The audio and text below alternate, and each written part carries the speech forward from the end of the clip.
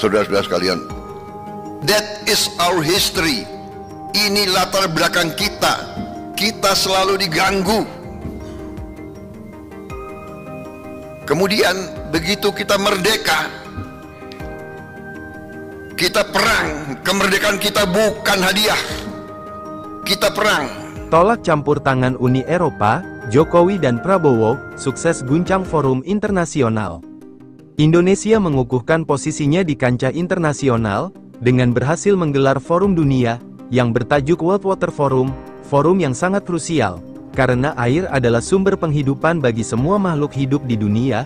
Kita harus menjaga kelestarian air. Sebelumnya Indonesia sempat dituduh penyebab deforestasi, namun tampaknya Indonesia sangat peduli akan lingkungan, terbukti dengan gebrakan-gebrakan yang kita buat. Kita menolak keras segala bentuk pemaksaan dan intervensi. Tak lupa dalam kesempatan ini, Presiden Joko Widodo memperkenalkan Prabowo Subianto sebagai Presiden terpilih RI kepada para tamu dan delegasi yang hadir di acara pembukaan WWF ke-10.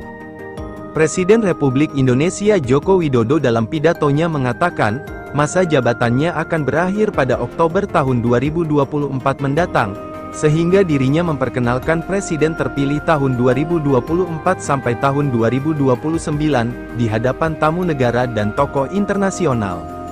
Dalam kesempatan baik ini, perkenankan saya memperkenalkan Presiden terpilih Indonesia, Prabowo Subianto, kata Jokowi saat berpidato dalam seremonial pembukaan KTT WWF ke-10 di Bali International Convention Center. Pernyataan Presiden Jokowi tersebut disambut Prabowo yang duduk di barisan terdepan dengan berdiri dari kursinya dan menyampaikan salam kepada hadirin. Momentum perkenalan itu disambut tepuk tangan peserta yang hadir di ruang Mangupura BICC Bali. Jokowi kepada peserta juga menyampaikan, Prabowo saat ini menjabat sebagai Menteri Pertahanan RI, yang akan melanjutkan komitmen Indonesia untuk berkontribusi pada manajemen kebutuhan air dunia. Terima kasih Pak Prabowo, kata Jokowi. Sebelumnya, Presiden Jokowi menyambut kedatangan sejumlah tamu negara yang hadir memenuhi undangan seremonial pembukaan KTT WWF ke-10 di BICC Bali.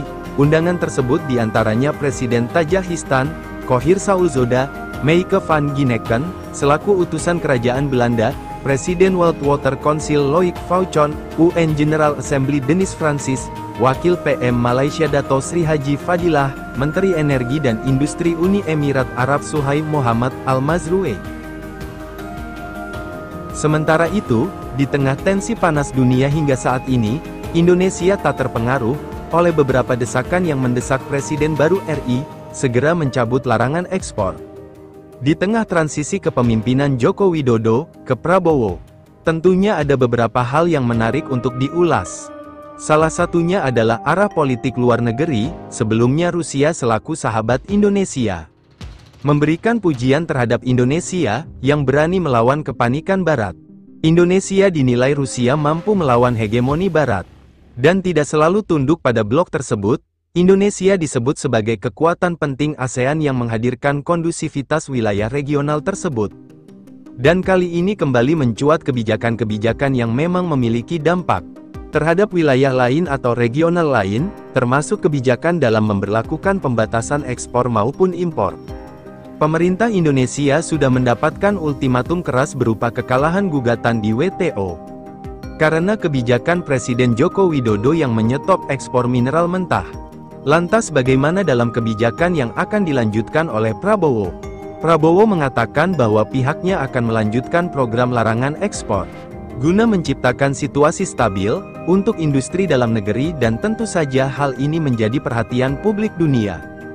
Karena seperti yang kita ketahui bahwa Uni Eropa sudah lama menantikan ekspor mineral mentah dari Indonesia, dan akan semakin terhambat jika Prabowo benar-benar memberlakukan larangan ekspor.